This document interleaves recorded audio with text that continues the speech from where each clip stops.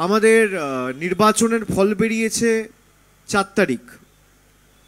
৪ তারিখ থেকে সেভাবে দেখতে গেলে ২ মাস অতিক্রান্ত, প্রায় ৮ সপ্তাহ হয়েছে এবং ৬০ দিন।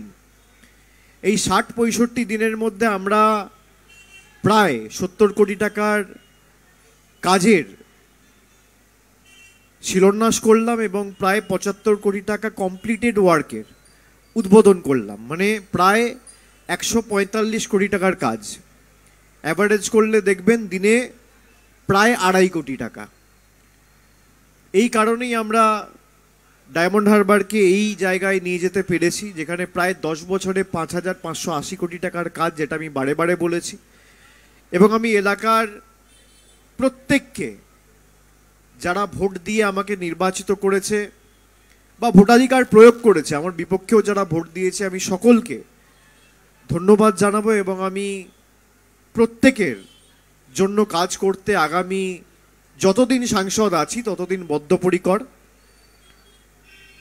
এবং মানুষের উন্নয়নের যে কাজ আমরা শুরু করেছি সেটা যাতে আরও ত্বরান্বিত অব্যাহত থাকে, আমরা বিস্তারিত সে নিয়ে আলোচনা করেছি।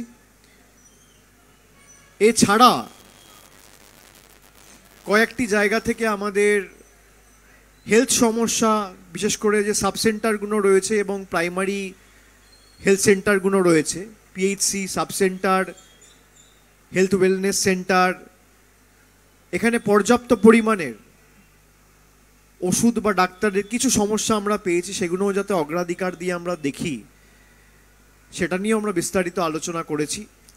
জল, কল, রাস্তা, ন্যূনতম যে পরিষেবাগুলো সরকারের থেকে এবং জনপ্রতিনিধিদের থেকে মানুষ আশা করে, সেইগুলি নিয়ে বিস্তারিত আলোচনা হয়েছে। এখানে এমএলএ সহ পঞ্চায়েত সমিতি, গ্রাম পঞ্চায়েতের নির্বাচিত জনপ্রতিনিধি সহ আরবান এলাকার মিউনিসিপ্যালিটির চেয়ারম্যান, ভাইস চেয়ারম্যান, কাউন্সিলর সহ সকলকেই ডাকা হয়েছিল। এবং গুরুত্বপূর্ণ যে সমস্ত দফতরগুলো রয়েছে সেই সংশ্লিষ্ট দফতরের আধিকারিকরাও উপস্থিত ছিলেন, জেলা শাসক ছিলেন, ডায়মন্ড হারবার পুলিশ ডিস্ট্রিক্টের সুপার সহ পুলিশের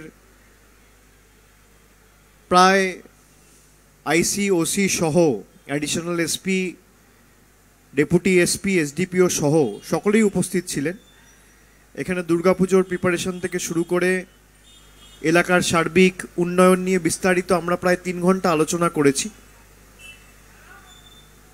এবং প্রথম পর্যালোচনা বৈঠকেই আজকে প্রায় আমরা ৭০ কোটি টাকার নতুন স্কিমের উদ্বোধন করেছি, মানে ভিত্তিপ্রস্তর স্থাপন বা শিলান্যাস, এবং প্রায় ৭৫ কোটি টাকা কমপ্লিটেড কিছু রাস্তা ছিল, সেগুলোও আমরা আজকে উদ্বোধন করেছি। আমাদের নির্বাচনের ফল বেরিয়েছে ৪ তারিখ। ৪ তারিখ থেকে সেভাবে দেখতে গেলে ২ মাস অতিক্রান্ত, প্রায় ৮ সপ্তাহ হয়েছে এবং ৬০ দিন।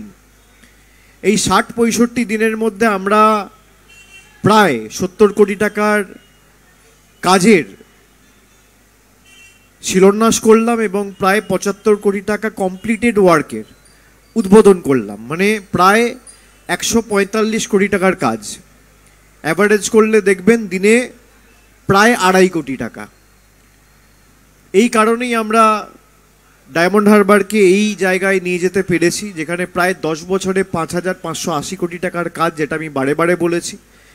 এবং আমি এলাকার প্রত্যেককে, যারা ভোট দিয়ে আমাকে নির্বাচিত করেছে বা ভোটাধিকার প্রয়োগ করেছে, আমার বিপক্ষেও যারা ভোট দিয়েছে, আমি সকলকে ধন্যবাদ জানাবো। এবং আমি প্রত্যেকের জন্য কাজ করতে আগামী যতদিন সাংসদ আছি ততদিন বদ্ধপরিকর,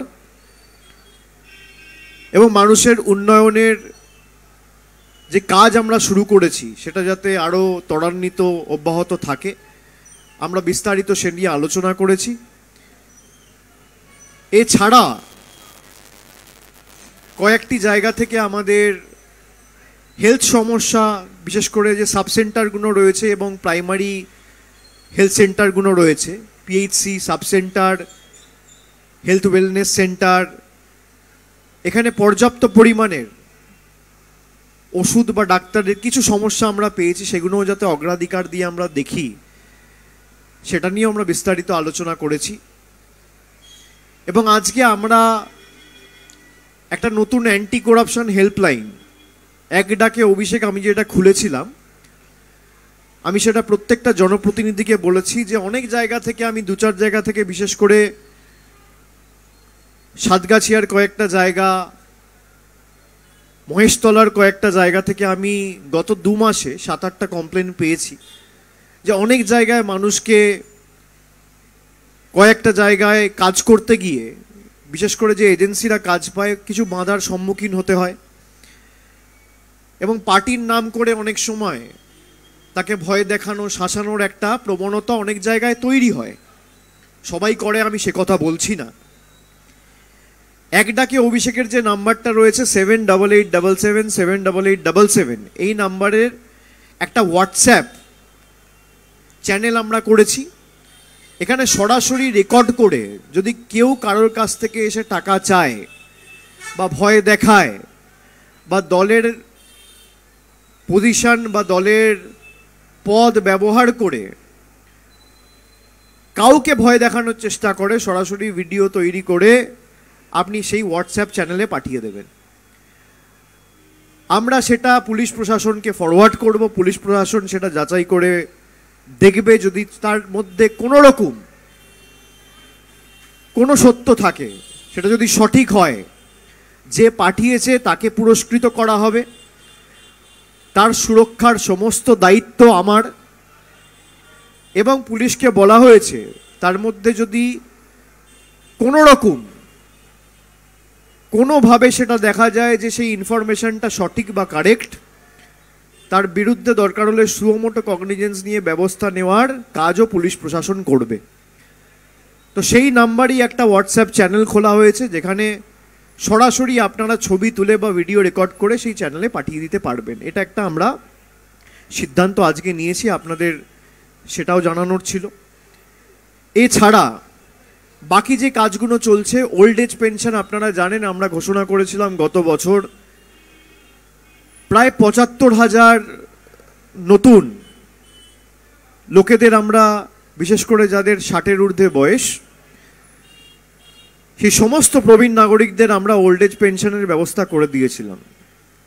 এবং আমরা কোনো রকম কোনো রাজ্য বা কেন্দ্র সরকারের সহযোগিতা ছাড়া একমাত্র লোকসভা কেন্দ্র যেটা করে দেখিয়েছিলাম। পরবর্তীকালে রাজ্য সরকার অনেক লোককে এই ৭৫,০০০-এর মধ্যে ওল্ড এজ পেনশন তালিকায় নথিভুক্ত করেছে।